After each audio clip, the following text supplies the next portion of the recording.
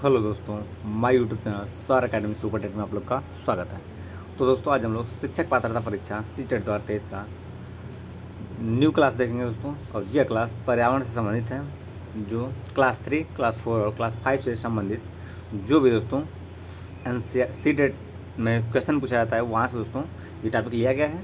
तो दोस्तों आप लोग बने रहिए वीडियो क्लास तक। क्लास बहुत ही शानदार होने वाली है और संपूर्ण जानकारी के साथ दोस्तों ये PDF के माध्यम से आप लोग को पर्यावरण की ये क्लास NCERT माध्यम से आप लोग को बताया गया है। ठीक है, तो आइए हम लोग NCERT की एक लाइन को ध्यान से देखते हैं और पेपर के माध्यम से देखते हैं। ठीक है, तो आइए हम लोग बढ़ते हैं अपने टॉपिक की तरफ, शुरू करते हैं।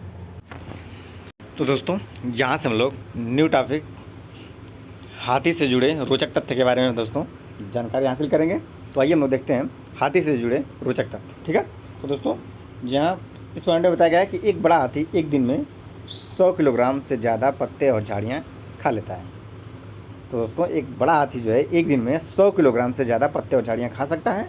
अगला पॉइंट है, हाथी एक दिन में केवल 2 से 4 घंटे ही सोता है। तो दोस्तों हाथी एक दिन में कितने घंटा सोता है? तो 2 से 4 घंटे ही एक हाथी एक दिन में सोता है। ठीक है, अगला पॉइंट है, हाथियों के झुंड में केवल हथिनियाँ और बच्चे ही रहते हैं। हाथियों के झुंड में केवल हथिनियाँ और बच्चे रहते हैं। हाथी के झुंड की सबसे बुजुर्ग हथिनी पूरे झुंड की नेता होती है और एक झुंड में 10 से 12 हथिनियाँ और बच्चे होते हैं। ठीक है, तो जो नर हाथी होता है वो दोस्तों झुंड को 13 से 14 वर्ष की उम्र में छोड़ के चला जाता है और एक झुंड में 10 से 12 हथिनियाँ और बच्चे ही केवल होते हैं। ठीक है, अगला पॉइंट है, हाथी 14 से 15 साल तक ही झुंड में रहते हैं। जो नर हाथी होता है वो 14 से 15 साल तक ही झुंड में रहते हैं। इसके बाद वे झुंड को छोड़कर चले जाते हैं। उसके बाद बस वही हथिनियाँ और उसके बच्चे बच जाते हैं झुंड में। ठीक है, तो उम्मीद करते हैं दोस्तों ये पूरा टॉपिक आप लोग को हाथी से जुड़े जितने भी रोचक तथ्य थे आप लोग को समझ में आ गया होगा। आइए हम लोग आगे बढ़ते हैं, अगला पॉइंट देखते हैं। यहाँ से दोस्तों हम लोग देखेंगे खेजड़ी के बारे में। ठीक है, तो दोस्तों खेजड़ी एक प्रकार का वृक्ष है और यह वृक्ष दोस्तों कहाँ पाया जाता है? तो यह दोस्तों रेगिस्तानी इलाके में पाया जाता है। ठीक है, तो आइए हम लोग उसको विस्तार से देखते हैं। कह रहा है खेजड़ी एक पेड़ है जो रेगिस्तानी इलाकों में पाया जाता है। इसे ज़्यादा पानी की ज़रूरत नहीं होती है। ठीक है, खेजड़ी जो है रेगिस्तानी इलाकों में पाया जाता है और इसे ज़्यादा पानी की ज़रूरत नहीं होती है। इस पेड़ की छाल की जो है दवा भी बनाई जाती है। ठीक है, इस पेड़ की छाल की दवा भी बनाई जाती है और इसके लकड़ी में कभी कीड़ा नहीं लगता है। तो दोस्तों खेजड़ी एक प्रकार की छाल है जिसकी दवा बनाई जाती है और इसके लकड़ी में कभी भी कीड़ा नहीं लगता है। इस पेड़ की फलियाँ की सब्जी भी बनाई जाती है। ठीक है, ये रहा दोस्तों खेजड़ी संबंधित कुछ रोचक तथ्य। अगला पॉइंट हम लोग देखते हैं RTI के बारे में। ठीक है, तो दोस्तों RTI अधिनियम 2009 के बारे में हम लोग पढ़ेंगे। तो आइए हम लोग देखते हैं इसको। कह रहा है RTI अधिनियम 2009 6 से 14 वर्ष के बालकों के लिए बच्चों को मुफ्त एवं अनिवार्य शिक्षा का अधिकार देता है। तो दोस्तों जो RTI अधिनियम 2009 है ये दोस्तों 6 से 14 वर्ष के बच्चों को निःशुल्क शिक्षा या मुफ्त शिक्षा अनिवार्य करने का अधिकार देता है। ठीक है, तो दोस्तों उम्मीद करते हैं ये टॉपिक आप लोगों को समझ में आ गया होगा। अगर यहीं पे पूछ दे कि यह किस अनुच्छेद में है दोस्तों, तो 6 से 14 वर्ष के बच्चों को मुफ्त शिक्षा अनिवार्य का अधिकार जो है मिला है अनुच्छेद 21A के तहत। ठीक है, उम्मीद करते हैं दोस्तों ये पूरा टॉपिक समझ में आ गया होगा आप लोग को। आइए हम लोग आगे बढ़ते हैं, अगला पॉइंट देखते हैं। और अगर दोस्तों आप लोग को वीडियो पसंद आ रही हो तो ईमानदारी से चैनल को सब्सक्राइब करके वीडियो को ज़्यादा से ज़्यादा शेयर कर दीजिए। ठीक है दोस्तों, तो आइए हम लोग अगला पॉइंट देखते हैं। अगला पॉइंट दोस्तों, अनीता कुशवाहा बिहार के मुजफ्फरपुर जिला के बोचहा गांव में रहती थी। अनीता कुशवाहा कहाँ रहती थी दोस्तों? तो अनीता कुशवाहा जो है बिहार के मुजफ्फरपुर जिला के बोचहा गांव में रहती थी।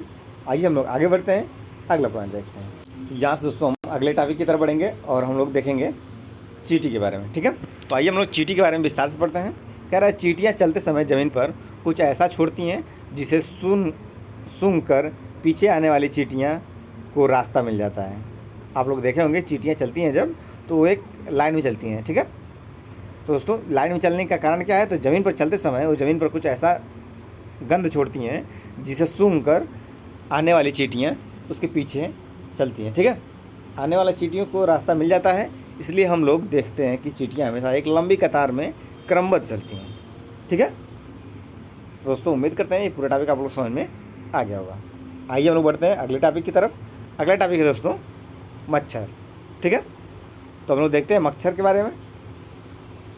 आप लोग यहाँ पे देख पा रहे होंगे, कह रहा है मच्छर। मच्छर हमारे शरीर का की गंध तलवे के, मच्छर जो है हमारे शरीर की गंध या तलवे के गंध से और हमारे शरीर की गर्मी से हमें ढूंढ लेते हैं। आप लोग देखेंगे कितना भी अंधेरे में रहेंगे, आपके यहाँ मच्छर पहुँच जाते हैं। क्यों? क्योंकि हमारे शरीर से कुछ गंध आते हैं तलवे की गंध से, और हमारे शरीर की गर्मी से हमें ढूंढ लेते हैं। ठीक है, तो दोस्तों उम्मीद करते हैं ये टॉपिक आप लोग समझ में आ गया होगा। और दोस्तों मच्छर के कारण ही मलेरिया होता है, और मलेरिया को दोस्तों, मलेरिया खोज किसने किया था दोस्तों? तो मलेरिया की खोज किसने किया था आप लोग को बताना है। आप लोग जल्दी से कमेंट करके बताइए कि मलेरिया की खोज किसने किया था। आइए हम लोग आगे बढ़ते हैं, अगला टॉपिक देखते हैं। अगला टॉपिक दोस्तों हम लोग कुत्ता के बारे में पढ़ेंगे। ठीक है, तो आइए हम लोग इसको विस्तार से देखते हैं। कह रहा है कुत्ता चलते समय रास्ते में, कुत्ता जो है दोस्तों चलते समय रास्ते पर मल मूत्र का त्याग करता है, जिससे उसे रास्ते को पहचानने में आसानी मिलती है। अगला पॉइंट है पक्षियों की आँख उनके सिर के दोनों तरफ होती हैं, इसलिए पक्षी एक समय में दो अलग अलग चीज़ों पर नज़र डाल सकता है। तो दोस्तों कुत्ता के बारे में आप लोग जान गए कि कुत्ता चलते समय रास्ते पर मलमूत्र त्याग करता रहता है, जिससे उसे रास्ता पहचानने में आसानी होती है, वो आसानी से रास्ता ढूंढ ले सकता है। ठीक है, ये हो गया कुत्ता के बारे में। अगला पॉइंट हम लोग देखें पक्षियों के बारे में। पक्षियों के बारे में बताया जा रहा है कि पक्षियों की आँख उनके सिर के दोनों तरफ होती हैं, इसलिए पक्षी एक समय में दो अलग अलग चीज़ों पर नज़र डाल सकते हैं। ठीक है, आगे हम लोग देखेंगे। अगला पॉइंट है ज़्यादातर पक्षी की आँखें पुतली नहीं घूम पाती हैं, इसलिए वो अपनी गर्दन घुमा कर आसपास की चीज़ों को देखता है। तो दोस्तों उम्मीद करते हैं ये टॉपिक आप लोग को समझ में आ गया होगा। आइए हम लोग आगे बढ़ते हैं, अगला पॉइंट देखते हैं। अगला पॉइंट है दोस्तों, कह रहा है कि चील जो है, चील, बाज और गिद्ध जैसे पक्षी हमसे 4 गुना बेहतर या 4 गुना ज़्यादा दूरी पर देख सकते हैं। ठीक है, अगर मनुष्य जैसे एक, मान लीजिए आप लोग कि मनुष्य 1 किलोमीटर तक देख सकता है। ठीक है, तो अगर चील, बाज, गिद्ध की बात किया जाए तो मनुष्य की अपेक्षा चील, बाज, गिद्ध जो है 4 गुना ज़्यादा देख सकते हैं। ठीक है, और यहीं बाघ की बात करें तो बाघ जो है मनुष्य की अपेक्षा 6 गुना ज़्यादा देख सकता है। ठीक है, तो उम्मीद करते हैं दोस्तों ये टॉपिक आप लोगों को समझ में आ गया होगा, बाघ के बारे में, चील, बाज, गिद्ध के बारे में भी और मनुष्य के बारे में भी। अगला पॉइंट है रात में जागने वाले जानवर हर चीज़ को सफ़ेद और काली रंग में ही देख पाते हैं। ठीक है दोस्तों, बाघ जो है, रात में जागने वाले जितने भी जानवर हैं दोस्तों, वो हर चीज़ को सफ़ेद और काली रंग में ही देख पाते हैं। जैसे कुत्ता हो गया, और जितने भी कुत्ता हो गया, उल्लू हो गया, ऐसे चमगादड़ हो गया, ये सब जो है, ये इनको रात में हर चीज़ जो है काली और सफ़ेद दिखाई देती हैं। तो दोस्तों उम्मीद करते हैं कि टॉपिक आप लोग समझ में आ गया होगा आप लोग को। आइए हम लोग आगे बढ़ते हैं, अगला देखते हैं, अगला पॉइंट देखते हैं। अगला पॉइंट हम लोग देखेंगे दोस्तों, मछलियाँ खतरे की चेतावनी एक दूसरे को बिजली तरंगों से देती हैं। दोस्तों मछलियों के बारे में यहाँ से देखिए आप लोग, कह रहा है मछलियाँ खतरे की चेतावनी एक दूसरे को बिजली तरंगों से देती हैं। ठीक है, अगला पॉइंट है, कह रहा है सलाद। सलाद के बारे में हम लोग पढ़ेंगे। सलाद जो है भालू के जैसे दिखने वाला एक जानवर है। ठीक है, यह दिन में लगभग 17 घंटे पेड़ से उल्टा सिर लटका कर मस्ती से सोता है। कितने घंटे दोस्तों? तो सलाद जो है दिन में लगभग 17 घंटे, दिन और रात को मिलाकर दोस्तों यह 17 घंटे पेड़ से उल्टा लटक कर सोता है और मस्ती से सोता है। ठीक है, यह जिस पेड़ पर रहता है उसी के पत्ती खाकर मतलब पलता है। ठीक है, यह जब यह पेड़ के सारे पत्ते खा लेता है तब वह फिर से उतरकर पास के पेड़ पर चले जाते हैं। लगभग 40 साल की उम्र में यह मुश्किल से 8 पेड़ पर ही अपना जीवन व्यतीत कर देते हैं। ठीक है, यह जो है लगभग 40 साल की उम्र तक यह मुश्किल से 8 पेड़ पर घूमने की तकलीफ उठा पाता है। यह बहुत ही आलसी जानवर होता है दोस्तों, इसलिए यह 8 पेड़ पे ही अपना जीवन व्यतीत कर देता है। ठीक है, अगला पॉइंट है, यह सप्ताह में केवल एक बार शौच के लिए उतरता है। कितने बार दोस्तों? तो यह सप्ताह में केवल एक बार ही पेड़ से नीचे उतरता है शौच के लिए और स्नान करने के लिए। तो उम्मीद करते हैं कि आप लोग को पूरा टॉपिक समझ में आ गया होगा आप लोग को। आइए हम लोग आगे बढ़ते हैं, अगला टॉपिक देखते हैं। अगला टॉपिक हम लोग देखेंगे दोस्तों बीन या तुम्बा के बारे में। ठीक है, तो दोस्तों एक बार फिर से आप लोग जल्दी जल्दी इस पॉइंट के देख लीजिए दोस्तों। बीन, तुम्बा जो है, खंजरी और ढोल, इन चारों में से ढोल के अलावा बाकी 3 जो हैं ये वाद्य यंत्र सूखी लौकी से बनाए जाते हैं। ढोल को छोड़ के बीन भी लौकी से बनाए जाते हैं, तुम्बा भी लौकी से और खंजरी भी लौकी से, तीनों जो है लौकी से बनाई जाती हैं। अगला पॉइंट है मलेरिया मादा मच्छर एनाफिलिसिस के काटने से फैलता है। अगला पॉइंट है मलेरिया खून की जाँच से पता चलता है। ठीक है। अगला पॉइंट है मलेरिया की दवाई पुराने ज़माने में सिनकोना के पेड़ की छाल से बनाई जाती थी। ठीक है। अगला पॉइंट है मच्छर के काटने से मलेरिया, डेंगू, चिकनगुनिया। ये पॉइंट दोस्तों सीटेट में कई बार पूछा गया है, आप लोग इसे ध्यान से पढ़ के जाइएगा। मलेरिया, डेंगू, चिकनगुनिया मच्छर के काटने से फैलता है। ठीक है। और मलेरिया जो है मादा मच्छर एनाफिलिसिस के काटने से फैलता है। उम्मीद करते हैं दोस्तों ये पूरा टॉपिक आप लोगों को समझ में आ गया होगा। आइए हम लोग आगे बढ़ते हैं, अगला पॉइंट देखते हैं। अगला टॉपिक दोस्तों हम लोग लेह लद्दाख के बारे में पढ़ेंगे। लेह लद्दाख के बारे में दोस्तों बताया गया है कि लेह और लद्दाख को ठंडा रेगिस्तान कहा जाता है। क्या कहा जाता है दोस्तों लेह लद्दाख को? तो लेह और लद्दाख को दोस्तों ठंडा रेगिस्तान भी कहा जाता है। यह इलाका सूखा, समतल और ठंडा होता है। कैसा होता है दोस्तों यह इलाका? तो जो यह इलाका होता है दोस्तों वह सूखा होता है, समतल होता है और ठंडा होता है। ठीक है। अगला पॉइंट है कह रहा है लद्दाख में बहुत कम बारिश होती है। यहाँ दूर दूर तक बर्फ़ से ढके पहाड़ और सूखा मैदान मिलता है। अगला पॉइंट है लद्दाख में पहाड़ों पर इतना सूखा माहौल होता है कि वहाँ पर पौधे नहीं उठ पाते हैं। लद्दाख के पहाड़ों पर दोस्तों इतना सूखा माहौल होता है ना कि वहाँ पर पौधे नहीं उठ पाते हैं। ठीक है। उम्मीद करते हैं ये लद्दाख से जुड़ी जितनी भी जानकारी आप लोग को समझ में आ गया होगा। आइए हम लोग आगे बढ़ते हैं और अगला पॉइंट देखते हैं। ठीक है। तो दोस्तों आइए हम लोग देखते हैं अगला पॉइंट। यहाँ पे हम लोग पढ़ेंगे दोस्तों मनाली के बारे में। ठीक है। तो आइए हम लोग देखते हैं मनाली के बारे में। कह रहा है मनाली में घरों की बनावट।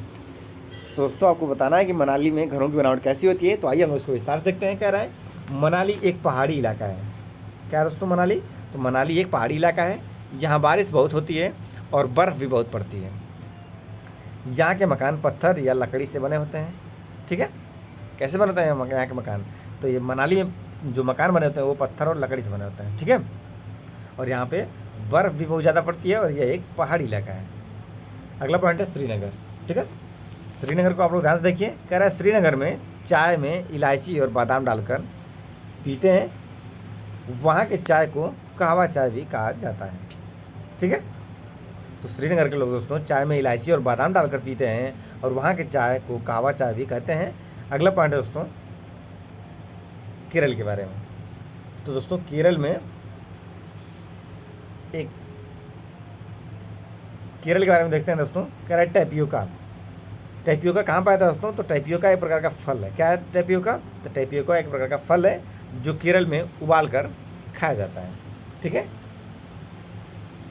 उम्मीद करते हैं ये पूरा टॉपिक आप लोगों को समझ में आ गया होगा। आइए हम लोग बढ़ते हैं अगले टॉपिक की तरफ। तो दोस्तों यहाँ से हम लोग अगले टॉपिक को देखेंगे। यहाँ से हम लोग राजस्थान के बारे में पढ़ेंगे। ठीक है। राजस्थान में कैसे घरों की बनावट होती है और राजस्थान की क्या क्या मशहूर चीज़ें हैं। ठीक है। तो दोस्तों राजस्थान के बारे में बताया गया यहाँ पे राजस्थान में घरों की बनावट। तो आइए हम लोग देखते हैं कि राजस्थान में घरों की बनावट कैसी होती है। तो दोस्तों यहाँ अगले पॉइंट में बताया गया कि राजस्थान में बारिश बहुत कम होती है। ठीक है। इसीलिए दोस्तों राजस्थान में बारिश कम होती है, इसीलिए वहाँ पे गर्मी ज़्यादा पड़ती है और वहाँ पे रेत ही रेत दिखाई देती हैं। ठीक है। अगला पॉइंट है और खूब गर्मियाँ भी पड़ती हैं। राजस्थान में खूब बारिश होती है और खूब गर्मियाँ भी पड़ती हैं। यहाँ के लोग मिट्टी के घरों में रहते हैं। घरों की दीवार बहुत मोटी होती है तथा दीवारों को मिट्टी से लीप पोत कर सुंदर बनाया जाता है एवं छतें पर कटीली झाड़ियाँ भी बनी होती हैं। ठीक है दोस्तों। तो उम्मीद करते हैं कि आप लोग को ये राजस्थान की सारी टॉपिक आप लोग को समझ में आ गया होगा। आइए हम लोग बढ़ते हैं अगले टॉपिक की तरफ और अगला टॉपिक है असम में घरों की बनावट। तो दोस्तों आइए हम लोग राजस्थान के बारे में पढ़ चुके हैं, अब हम लोग पढ़ते हैं असम के बारे में। ठीक है। तो आइए हम लोग बढ़ते हैं अगले टॉपिक की तरफ। अगला टॉपिक दोस्तों असम के बारे में। कह रहा है असम में घरों की बनावट। तो दोस्तों बताया गया है कि असम में बारिश बहुत होती है। यहाँ के घर ज़मीन से लगभग 10 से 12 फुट ऊंचे बने होते हैं। क्यों बने होते हैं दोस्तों? तो यहाँ असम में बारिश बहुत होती है और इसी के कारण यहाँ पे घर जो है ज़मीन से लगभग 10 से 12 फुट ऊंचाई पर बने होते हैं। ठीक है। अगला पॉइंट है कि घर को मजबूत बांस के खम्भों पर बनाते हैं तथा यह घर अंदर से भी लकड़ी के ही बने होते हैं। तो दोस्तों यहाँ पे बारिश बहुत ज़्यादा होती है, इसके कारण यहाँ पे 10 से 12 फुट ऊंचे ज़मीन से 10 से 12 फुट ऊंचे मतलब यहाँ पे घर बनाए जाते हैं और यह मजबूत यह घर यहाँ पे जो है घर मजबूत बांस के खम्भों पर बनाए जाते हैं और यह घर अंदर से भी लकड़ी के ही बने होते हैं। तो दोस्तों उम्मीद करते हैं असम से संबंधित सारी जानकारी आप लोग को समझ में आ गया होगा। और दोस्तों अगर वीडियो आप लोग को पसंद आ रही हो, थोड़ा सा भी हेल्पफुल लग रही हो, तो ईमानदारी से आप लोग चैनल को सब्सक्राइब करके वीडियो को ज़्यादा से ज़्यादा शेयर कर दीजिए। इसी तरह का क्लास दोस्तों आप लोग को डेली बाई डेली मिलेगी। मॉडल पेपर आप लोग को डेली बाई डेली मिलेगा और सभी फ्री ऑफ कास्ट मिलेगा, ठीक है। तो आइए हम लोग बढ़ते हैं अगले पॉइंट की तरफ, देखते हैं अगले टॉपिक को। अगला टॉपिक है दोस्तों ब्रेन लिपि। ब्रेन लिपि के बारे में दोस्तों हम लोग विस्तार से देखेंगे। आइए हम लोग देखते हैं ब्रेन लिपि के बारे में। कह रहा है ब्रेन लिपि की खोज लुई ब्रेल ने किया था। किसने किया था दोस्तों ब्रेन लिपि की खोज? तो ब्रेन लिपि की खोज लुई ब्रेल ने किया था। कब किया था दोस्तों? तो 1904 ईस्वी में, ठीक है। अगला पॉइंट है जो फ्रांस के रहने वाले थे। लुई ब्रेल जो है 1904 ईस्वी में 1904 ईस्वी में किए थे ब्रेन लिपि खोज। और ब्रेन लिपि में मोटे कागज़ पर उभरे हुए बिंदु बने होते हैं जिसे छूकर दृष्टिहीन व्यक्ति जो है वह पढ़ता है। छूकर या स्पर्श करके उसे पढ़ता है, सीखता है, ठीक है। अगला पॉइंट है दोस्तों ब्रेन लिपि में 6 बिंदुओं पर आधारित होती है। कितने बिंदुओं पर ब्रेन लिपि आधारित होती है दोस्तों? तो ब्रेन लिपि जो है 6 बिंदुओं पर आधारित होती है। आइए हम लोग देखते हैं अगले पॉइंट को। अगला पॉइंट है दोस्तों आधुनिक युग में बड़े लिपि कंप्यूटर के द्वारा भी सीखा जा सकता था। आधुनिक युग में